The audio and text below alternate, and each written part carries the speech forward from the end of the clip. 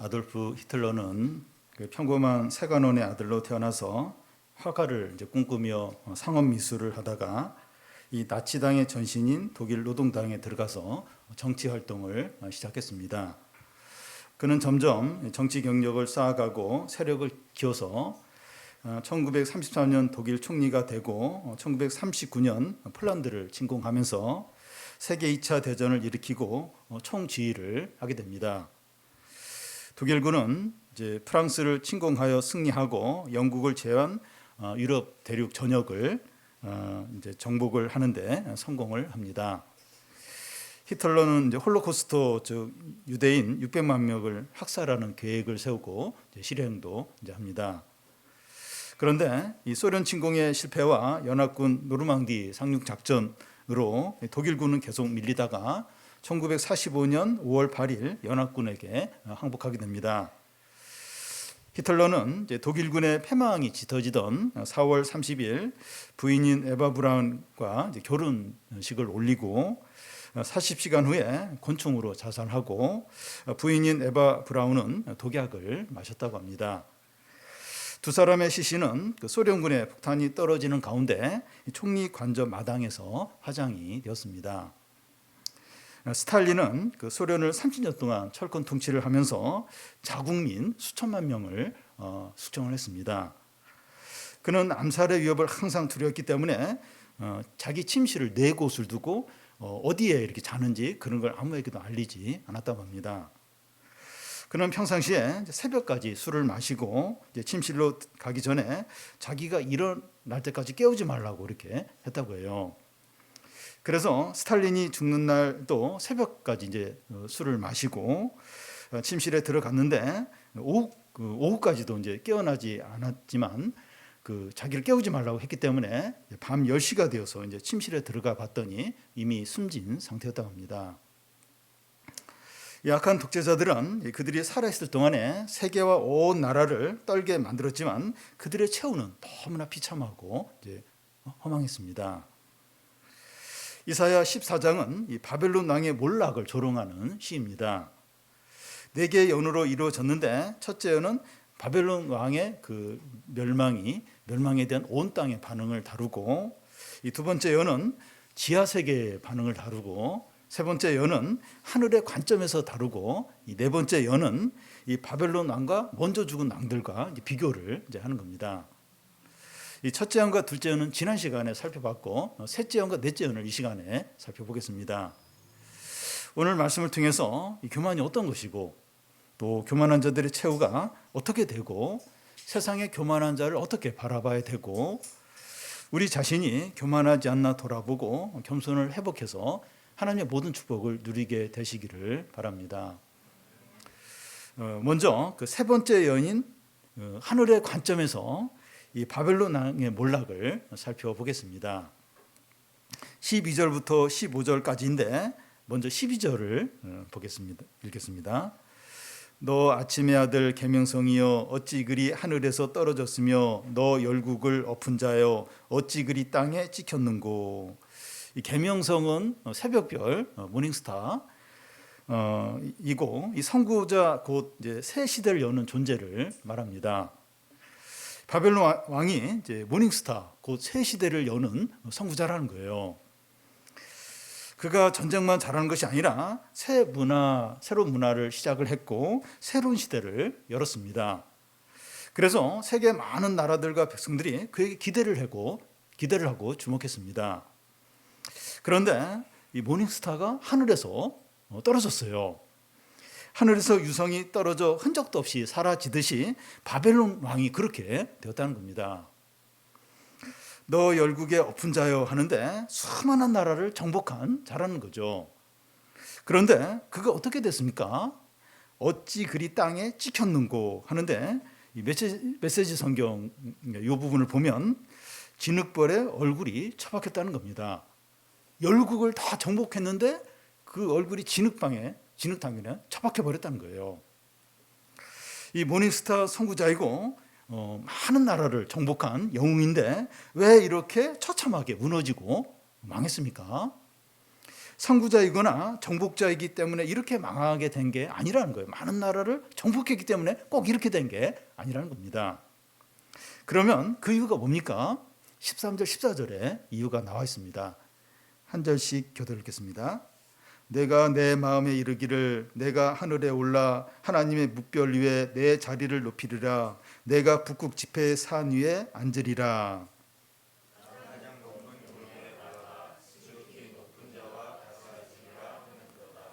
여기서 내가 하는 말이 바벨론 왕을 가리키는데 그 13절에 보면 내가 하면서 세 번이 나와요.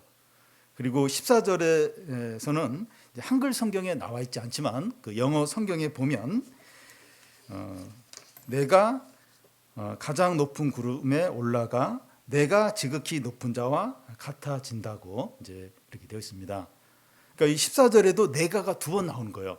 그래서 13절, 14절에 보면 내가라는 그 말이 5번이나 반복이 되면서 자기 중심적인 이걸 이제 강하게 나타내고 있습니다. 그리고 반복적으로 사용되는 동사를 보면 하늘에 올라가고 위로 올라가고 내 자리를 높이리라 이제 하는데 높이고 올라가는 이 비슷한 단어인데 이게 반복해서 사용이 되고 있습니다. 위로 올라가고 자기를 높이는데 모든 걸 다 이제 쏟는 거죠. 또 이 바벨론 왕의 상대가 지금 누굽니까? 하나님의 묵별 위에 하는데 하나님이에요, 하나님. 또 지극히 높은 자와 같아지려 하는데 지극히 높은 자가 상대인 겁니다. 여기 또 북극의 지폐 산이 앉으리라 하는데 여기서 산이 나오는데 그리스 신화에 나오는 올림푸스 산을 이제 그런 거와 비슷해요. 그러니까 신들이 모이는 산을 이제 가리킵니다. 이 바벨론 왕이 신들의 모임 가운데서 자기가 제일 그 높은 자리에 앉겠다는 거예요. 바벨론 왕이 이제 열국들을 다 이기고 나니까 적수가 없는 거예요. 이제 자기는 신들과 상대해야겠다는 거예요. 그러니까 모든 나라를 다 이기고 나니까 더 이상 자기와 상대가 되는 거 왕이 없는 거예요. 그래서 자기는 이제 신들을 이제 상대를 해야겠다는 거죠. 그런데 신들 중에서도 자기가 더 높은 자리에 앉겠다는 겁니다. 이런 것들이 이제 교만이 어떤 건가 하는 것을 보여줍니다. 교만은 자기 중심적이에요. 온 세상과 주위 모든 것들을 자기 중심적으로 봅니다. 그리고 교만은 끝없이 이제 위로 이제 올라가려고 하고 자기를 한없이 높이는 겁니다. 만족이 없어요. 감사가 없습니다. 자기 위에 누가 있는 것을 인정하지 못해요. 온 세상에 자기보다 더 위에 있는 사람이 있으면 견디지 못하는 게 이 교만입니다. 또한 교만은 하나님을 상대합니다. 자신을 하나님 자리에 놓는 거예요. 하나님과 대등한 정도로 만족하는 것이 아니라 하나님보다 자기를 더 높입니다. 이게 교만입니다. 이런 교만은 에덴 동산에서부터 시작됐습니다. 이 사단이 하와에게 선악과를 먹으라고 하면서 하나님과 같이 된다는 거예요. 그러자 하와가 먼저 그렇게 했지만 아담과 하와가 하나님과 같이 되기 위해서 선악과를 먹게 됩니다. 교만은 하나님 말씀을 거역하게 합니다. 왜 내가 하나님 말씀에 순종해야 돼? 싫다는 거예요. 싫은 겁니다. 말씀에 제한받지 않고 자기 이제 생각대로 하는 거죠. 이것이 죄죠. 이게 죄입니다. 그래서 이 교만에서 이제 말씀에 대한 불순종이 나오고 죄가 시작이 됩니다. 바벨론 왕이 자기를 한없이 높여서 하나님과 대등한 위치에 자기를 이제 둔 거예요. 아니, 하나님보다 자기를 더 높였습니다. 그런데 이 사람이 교만하면 어떻게 됩니까? 이렇게 마음껏 교만해질 수 있어요. 하나님과 대등하고 하나님 더 높이고 어떻게 보면 자기 마음대로죠. 근데 그 결과가 이제 어떻게 됩니까? 15절을 같이 한번 읽겠습니다. 그러나 이제 내가 수월고 구덩이 맨 밑에 떨어짐을 당하리로다. 그러나 그렇게 하나씩 높이는데 그러나 어떻게 이제 되냐 하는 겁니다. 바벨론 왕은 자기를 한없이 높여서 하나님의 묵별 위에 자기 자리를 마련하고 가장 높은 구름 위에 올라가서 하나님과 대등하게 하는데, 그 결과는 지옥 구덩이 맨 밑으로 떨어진 겁니다. 자기를 가장 높이 올리려고 했는데 가장 낮은 지옥 맨 밑으로 내동댕이 쳐지는 겁니다.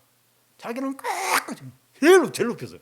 근데 그 결과는 지옥의 제일 밑바닥으로 내동댕이 쳐지는 거죠. 역사적인 예를 들면 아수르 군대가 예루살렘을 이제 포위하고 이 랍사게가 하나님을 조롱해요. 또 아수르 왕 사네립은 히스기야에게 편지를 보내서 하나님을 온갖 말로 조롱하고 비웃습니다. 유다 백성에게 하나님 믿지 말라는 거예요. 아수르 왕 사네립이 수많은 나라를 정복했는데 그들이 믿는 신들이 아수르 왕의 손에서 건지지 못했다는 겁니다. 여호와 하나님도 그런 신 중에 하나라는 거예요. 그러면서 그러니까 하나님 말씀을 믿지 말고 내 말을 믿으라. 내 말을 믿으면 좋은 곳에 이렇게 가서 포도원과 좋은 비옥한 땅을 줄 테니까 그 하나님 말씀 믿다가 너희 똥 오줌 먹고 마시면서 비참하게 되지 말고 내 말을 믿어라. 막 그렇게 하면서 하나님을 조롱했습니다. 히스기야는 사내를 보낸 편지를 하나님 앞에 이렇게 펴놓고 그가 하나님을 비방했는데 우리를 구원하소서 이러면서 기도합니다. 하나님은 아수르 군대 18만 5천 명을 하룻밤 사이에 시체가 되게 하고 아수르 왕 사네립은 자기 나라로 돌아갔다가 자기 아들에게 죽임을 당하게 됩니다. 히틀러나 스탈린 같은 악한 독재자들의 최후가 이렇게 비참하고 허무했어요. 선구자이고 많은 나라를 정복한 바벨론 왕이 비참하게 망한 이유는 교만 때문에 교만. 다른 나라를 정복했다고 해서 이렇게 되지 않는데 교만 때문에 이렇게 되는 거죠. 그런데 이런 일은 바벨론 왕과 같은 일부 사람들에게만 해당되는 것이 아니라 교만한 모든 사람에게 해당됩니다. 자기를 높이면 높일수록 더 밑으로 떨어지는 거예요. 자기를 어떻게 해서든지 막 이렇게 막 높이면 그만큼 많이 떨어지게 됩니다. 교만은 마음에서부터 시작이 됩니다. 13절 앞에 보면 내가 내 마음에 이르기를 하는데 이 마음으로 어떤 일을 이제 결정을 하는 것을 가리킵니다. 자기 마음으로 결심을 하면 다 이루어진다고 확신하는 거죠. 바벨론 왕은 막강한 권력을 가지고 있으니까 더욱더 그런 거예요. 내가 이런 절대 권력을 가지고 있으니까 내가 마음만 먹으면 무엇을 못하랴. 실제로 뭐 그렇게 마음 먹으면 많이 이제 이루었죠. 그러니까 더더욱 이제 그렇게 이제 생각을 한 겁니다.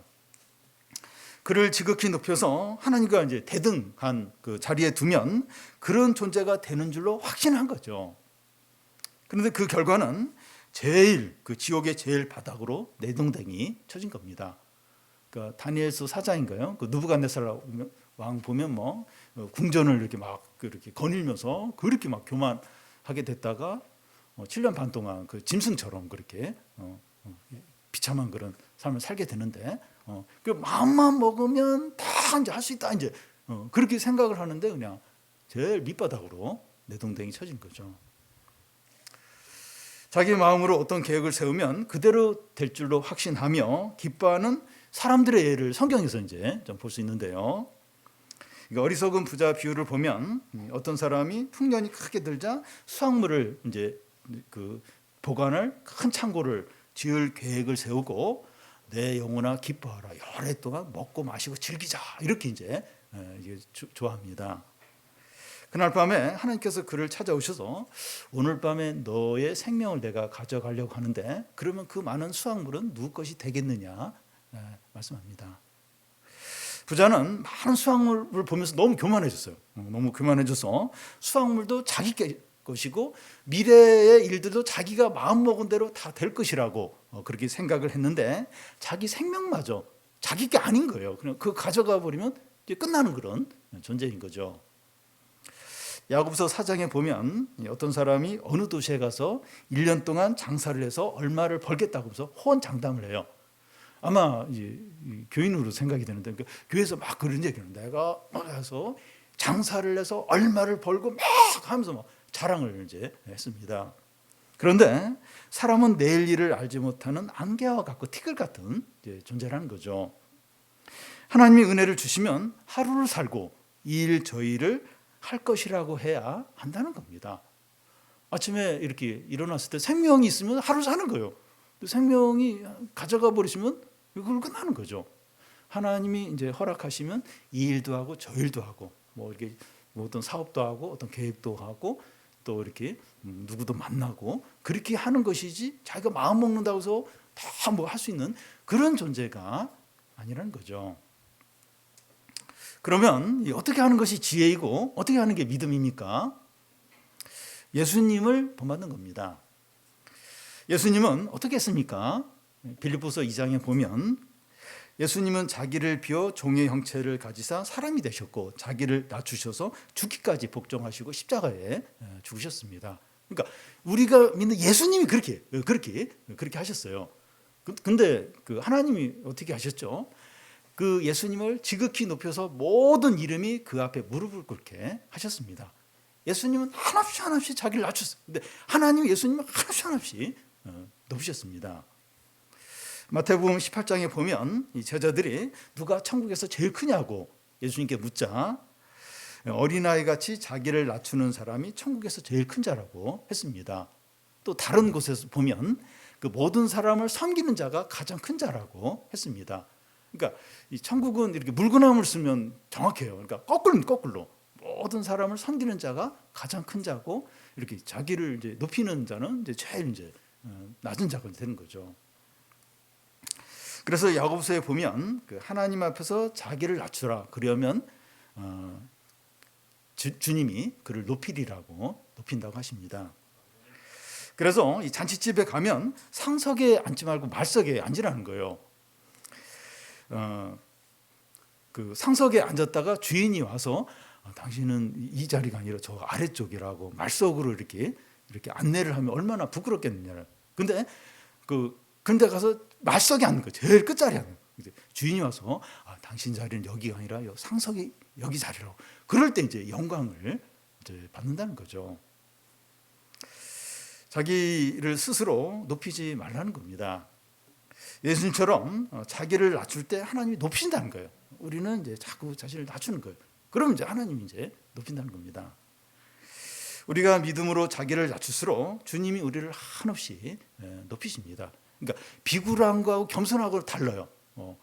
비굴한 건 이렇게 자기가 뭐가 없어가지고 이제 이렇게 자기를 이제 이렇게 낮추는 건데 상태가 좋아지면 잘하는 게 생기고 사람들이 인정하면 또 그렇게 막 교만해질 수가 없어요. 근데 겸손은 그런 거 상관없이 막 이렇게 남들에게 인정을 받고 막 결과가 좋고 막 그러면 더 막 이렇게 두려워하면서 자기를 이렇게 낮추는 게 이게 겸손이죠.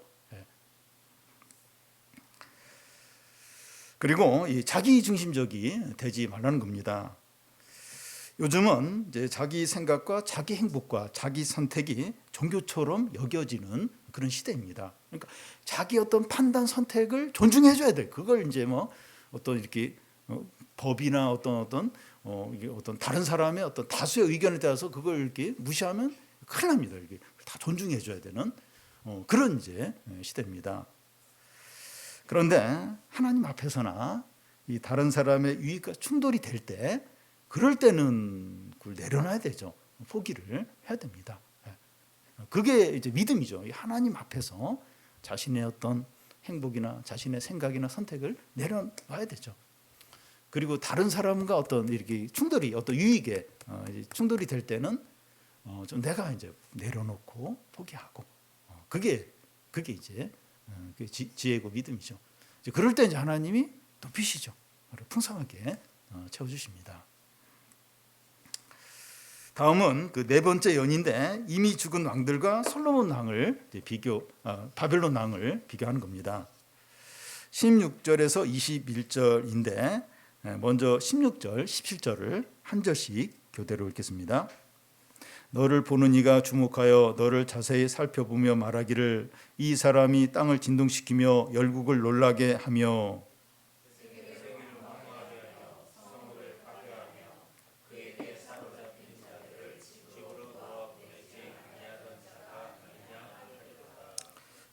여기 너를 보는 이가 주목하여 너를 자세히 살펴보며 하는데, 이미 죽은 왕들이 이제 바벨론 왕이 죽어서 이 자기들에게 왔을 때 그를 자세히 보면서 말한다는 겁니다.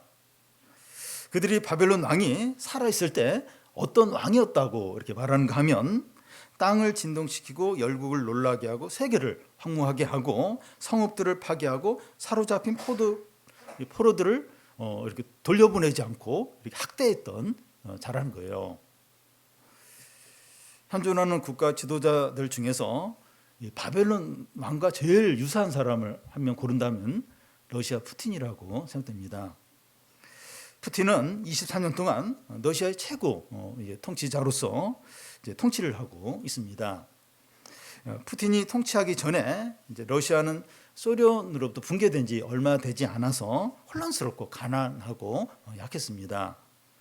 근데 푸틴은 KGB 이제 비밀 경찰 이제 출신으로 그가 러시아를 집권하지 말자 하고 나서 바로 중앙 집권화를 이제 합니다. 그러니까 다 자기 사람으로 하고 싹 해가지고 완전히 자기가 모든 걸 통제하도록 중앙 집권화 작업을 이제 했습니다. 푸틴은 러시아 경제도 크게 발전을 시키고 또 국방력도 키우면서 유럽 연합인 나토와 대항할 수 있는 강한 러시아로 만들었습니다. 그는 이런 과정에서 정적들을 암살하고 숙청하는 작업을 수없이 했어요. 그러니까 뭐 갑자기 이렇게 뭔가 이렇게 푸틴을 비난하는 어떤 그런 발언을 하면 교통사고, 뭐 강에 빠져 죽든지, 뭐 갑자기 뭐 그리고 뭐 이렇게 차를 마시게 해가지고 사람을 이렇게 완전히 이렇게 막 불구자로 만들든지 죽이든지 뭐 엄청나게 숙청 작업을 했습니다. 러시아 국민들이 푸틴의 이런 만행을 다 알아요. 다 알지만 이 강한 러시아를 이렇게 유지시켜 주니까 지지를 하는 겁니다. 푸틴이 지금 그렇게 전쟁을 일으켜도 국민들이 70% 이상 지지를 해요. 푸틴을 지지를 합니다.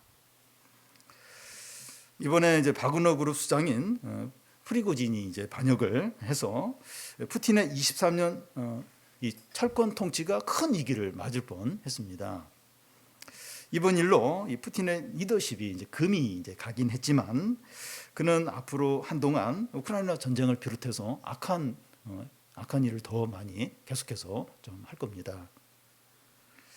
푸틴이나 바벨론 왕이 살아 있을 동안에는 이 세상과 사람들을 두렵게 하고 떨게 만들지만, 죽어서는 어떻게 됩니까?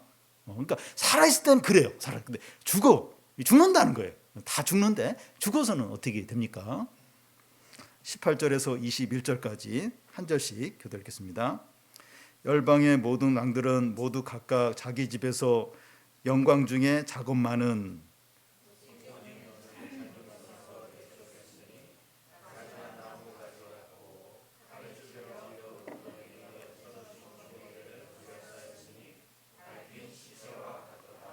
내가 내 땅을 망하게 하였고 내 백성을 죽였으므로 그들과 함께 안장되지 못하나니 악을 행하는 자들의 후손은 영원히 이름이 불려지지 아니하리로다 할지니라.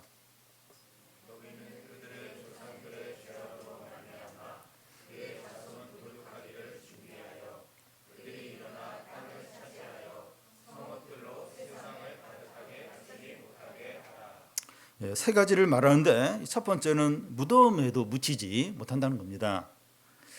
작은 나라의 왕들뿐만 아니라 바벨론 왕의 그 칼에 죽은 그 왕들도 성대한 장례식 가운데서 자기 무덤에 묻혔다는 겁니다. 그런데 살아있을 동안 그렇게 잘 나간 바벨론 왕의 시신이 돌구덩이에 떨어진 주검에 둘러싸인다는 겁니다. 죽은 시신에 사람들이 돌을 던져서 돌무더기를 만드는 것을 말하는데, 여호수아서의 그 아간이 참 하나님께 바쳐진 물건을 훔쳤다가 사람들이 이렇게 돌을 던져서 돌무더기 무덤이 되어서 죽은 적이 있었고, 또 그 압살롬이 다윗에게 반역을 했다가 죽임을 당한 후에 사람들이 그의 시신에 돌을 던져서 그의 무덤이 돌무더기가 되었습니다. 사람들이 시신에 돌을 던져서 돌무더기의 무덤을 만든다는 것은 저주를 의미합니다. 바벨론 왕의 무덤이 저주를 받은 돌무더기 무덤이 된 겁니다. 그리고 이제 그의 시신이 밟힌 이제 시체와 같다고 하는데, 여러 죽은 시신들 가운데 함께 섞여 있으니까 사람들이 아무 생각도 없이 그의 시신을 밟고 다닌다는 겁니다. 고대 세계에서는 그 시신이 이제 무덤에 묻히지 못한 것을 큰 수치로 여겼습니다. 오늘날도 홍수로 사람이 죽어서 시신이 떠내려가거나 이 바다에서 배가 뒤집혀서 사람이 죽었을 때 시신을 찾으려고 며칠씩 막 수색을 이제 하는 걸 볼 수 있습니다. 제 3자가 보면, 아니 그 사람이 죽었으면 이제 끝인데 그렇게 시신을 찾으려고 할 이유가 뭐가 있을까, 이런 생각을 할지 몰라도 가족 입장에서는 그렇지 않습니다. 그리고 죽은 고인에 대한 예의를 위해서도 시신을 찾아서 장례를 치러 이제 되는 거죠. 특히 이제 왕같이 높은 지위에 있는 사람이 죽었을 때 성대한 장례식과 함께 무덤에 이제 묻혀야 하는데, 무덤에도 묻히지 못했다고 하는 것은 말할 수 없는 수치에 해당이 됩니다. 근데 바벨론 왕이 그런 거예요. 바벨론 왕이 그 시신을 사람들이 막 밟고, 그리고 그 작은 왕들도 이렇게 성대히 장례식이 치러지면서 무덤에 안치가 되는데, 이 바벨론 왕은 무덤에도 이제 안치가 못하고 뭐 돌무더기 같은 그런 어떤 저주받은 그런 최후를 이제 만다는 겁니다. 두 번째는 이제 자기 땅에 묻히지 못한다는 거예요. 바벨론 왕 때문에 이 자기 백성들이 많이 죽고 그 나라가 망하게 되었습니다. 그래서 그 나라와 백성들이 왕이 자기 가운데 묻히는 것을 거부한다는 겁니다. 그러니까 바벨론 왕이 그렇게 막 전쟁을 일으켜가지고 그 바벨론 백성들이 많이 죽었어요. 그리고 결국 그 바벨론이 망하게 됐잖아요. 그러니까 그 나라와 백성들이 바벨론 왕이 자기 땅에 묻히는 걸 거부한다는 겁니다. 그렇게 우리를 괴롭히고 고통을 줬는데 안 된다는 거죠. 대통령이나 고위 공직자인데 국가에 큰 잘못을 했거나 범죄를 저지르고 죽었을 때 국립묘지에 안장되는 것은 옳지 않다, 거부하는 그런 경우가 있어요. 막 반대하고 이제 그런 경우를 이제 말합니다. 왕이었는데 이 자기 백성과 자기 나라에서 거부하는 것은 큰 모욕이죠. 그런 경우가 있어요. 자기 나라에 못 들어오게 자기 그 땅에 묻히지 못하게 그렇게 반대하는, 국민들이 반대하는 경우가 이제 있습니다. 세 번째는 그의 후손들이 저주를 받는다는 겁니다. 자기만 벌을 받는 것이 아니라 그의 후손들까지 벌을 받는다는 거예요. 20절 중간을 보면 악을 행하는 자들의 후손은 영원히 이름이 불려지지 않는다는 겁니다. 왕의 후손들은 존귀한 자들이기 때문에 사람들이 기억을 하려고 합니다. 그런데 악을 행하는 자의 후손들은 영원히 기억되지 않는다는 겁니다. 그 전두환 씨 후손들이 여기에 해당된다고 이제 보시는데요. 후손들을 기억할 때도 있는데 욕하고 비난하기 위해서지 존경하기 위해서는 아닙니다. 왕의 후손들이 영원히 불려지지 않는다는 건 큰 수치죠. 수치입니다. 그리고 21절 앞에 보면 그의 자손들을 도륙하기를 이제 준비한다고 이제 하는데, 씨를 완전히 없애려고 이제 하는 걸 가리킵니다. 왜냐하면 21절 중간에 그 이유가 나오는데, 그의 후손들이 일어나서 다시 악한 일을 하지 못하도록 하기 위해서라는 거예요. 그 부모가, 그 조상이 그렇게 악한 일을 했는데 그 후손들이 또 일어나서 악한 일을 하지 못하도록 씨를 말린 거예요. 완전히 그 후손들을 도륙을 이제 한다는 겁니다. 지금 우리가 살펴본 내용들은 그 역사적인 사실이라기보다는 시적인 표현입니다. 꼭 이렇게 바벨론이 이렇게 이제 죽었다는 어떤 역사적 사실이 아니라 우리가 네 개 연으로 이제 우리가 이렇게 지금 살펴보고 있는데 시적인 이제 표현들입니다. 악하고 강한 자들이 살아 있을 동안에는 세상에 마음껏 자기 마음대로 하고 사람들을 가축 다루듯이 그렇게 악을 행했지만, 그들에게 죽음이 찾아오면 말할 수 없는 수치와 모욕을 당하고 그의 후손들까지 저주를 받고 망한다는 겁니다. 지금 막강한 힘과 사회적인 지위와 인기와 돈을 가지고 교만하게 행하는 사람들을 두려워하지 말라는 거예요. 살아 있을 동안에만 그리 까불고 마음대로 하지, 죽으면 이런 모욕들, 수치들, 멸망을 당하니까 두려워하지 말라는 겁니다. 믿는 자들과 교회에 대해서 그렇게 행하는 사람들이나 악한 세력이 있는데 그들의 본질과 실상과 종말을 생각하고 두려워하지 말라는 겁니다. 이제 있어요. 그런 믿는 자들에 대해서 그렇게 악하고 못되게 하는 사람도 있는데 두려워하지 말라는 거예요. 그들의 어떤 마지막 본질, 실상을 생각하고 두려워하지 말라는 겁니다. 이 마지막으로 한 가지만 더 생각해 보면 그 12절에 나오는 계명성, 그 영어권 성경에서는 루시퍼라는 단어를 이제 사용을 많이 합니다. 루시퍼는 이제 사단을 이제 의미하는데요. 종교 개혁가들 중에서 오늘 말씀을 사단을 가리키는 이제 것으로 이렇게 해석을 하는 사람들도 있습니다.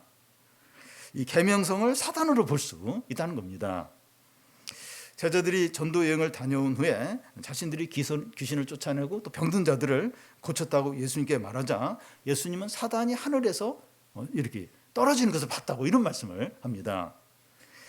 사단이 하나님같이 자기를 높였다가 지옥 밑으로 이제 떨어졌다는 거죠.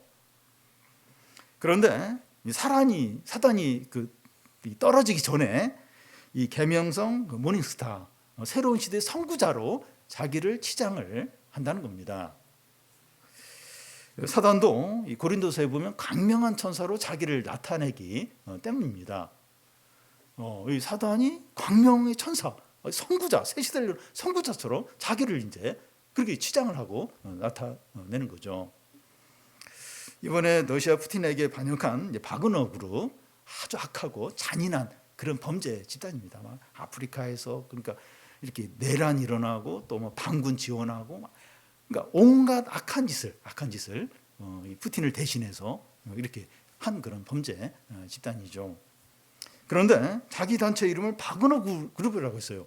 이 바그너는 그 19세기 초 그 독일의 아주 그 유명한 그 오페라 작곡가 바그너인데, 그러니까 그 아주 범죄 단체 이름을 바그너 그룹, 그래서 사람이 헷갈리는 거예요. 이게 이 범죄 집, 그 바그너 그룹이 그래도 좀 좋은 어떤 거 아닌가? 그러니까 헷갈리도록 자기네 집단을 아주 미화하는 어떤 그렇게 이제 하고 있는 거죠. 이 사단이 하는 이제 주된 일은 에덴 동산에서 아담과 하와에게 했듯이 우리가 교만해지도록 충동질을 이제 합니다. 많이 가졌으면 교만하게 만들고 적게 가졌으면 불평하게. 그러니까 교만이 이런 식으로. 그러니까 많이 가졌을 때 자기를 높이는 그런 걸로만 나타나는 것이 아니라 적게 가졌을 때 그냥 불평을, 원망을, 하나님께 원망을 한다든지 사람 원망. 이제 교만이 이제 이런 식으로 이제 나타나는 거죠. 사단은 어떻게 해서든지 우리를 교만하게 만들면 성공한 거예요. 어떻게 해서든지. 다른 이렇게 죄 짓고 이건 두 번째고 교만하도록 계속 이렇게 충동질을 하고 유혹을 하고 계속 그렇게 합니다.